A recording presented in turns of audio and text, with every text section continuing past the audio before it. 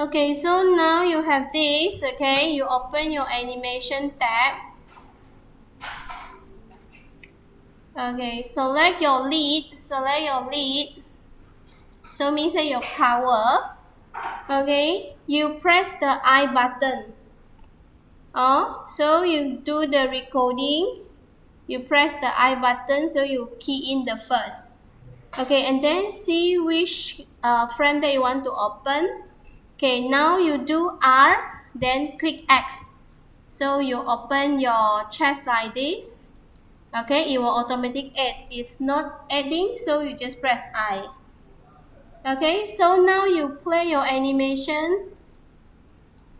Okay, it will be opening like this. Is it okay?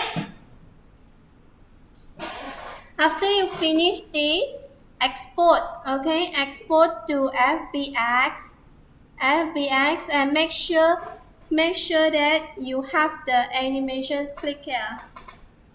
Okay, and then you click export. So you can have a chest animation, chest open anim. So you can export it to the part that put in your proper way lah.